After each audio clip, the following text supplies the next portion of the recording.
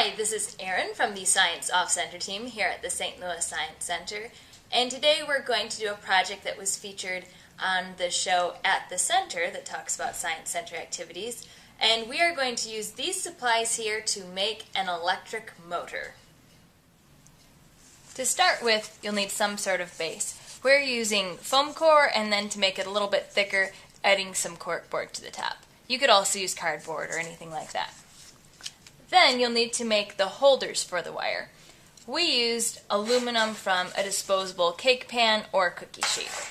You cut them so they're about 1 inch by 2 inches, fold them at the bottom, and then poke a hole towards the top on each one of them. Then you'll mount them in place using thumbtacks.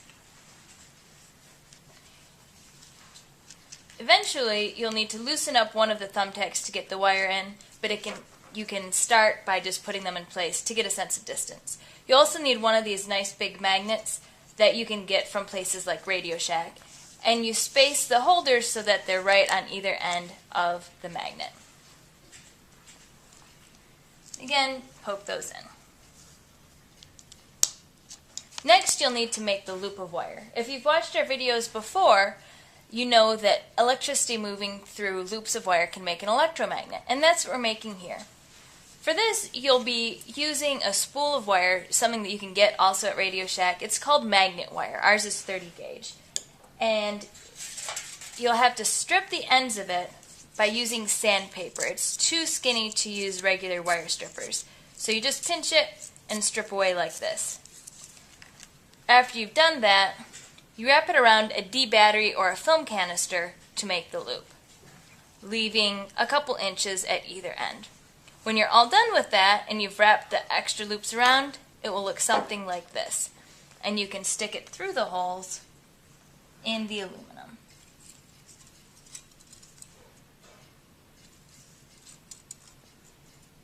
Next, you need to hook up the electricity. For that, you can use any old wire that's coated and strip off the ends of it.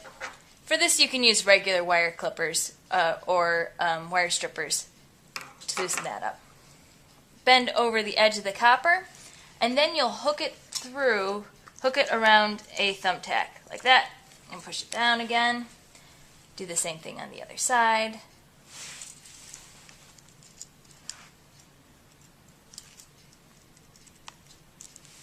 And it's in place.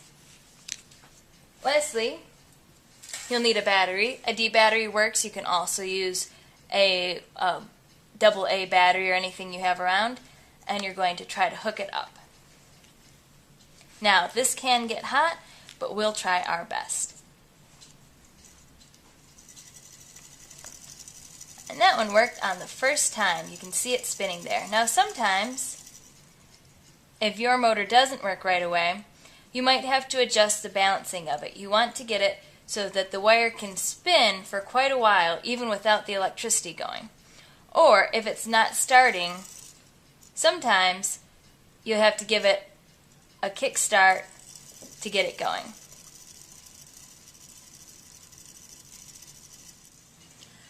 So for these motors, you have chemical energy in the battery that's being converted to electrical energy that's then being converted to kinetic energy, making the motor spin. And that's what makes the modern world go round.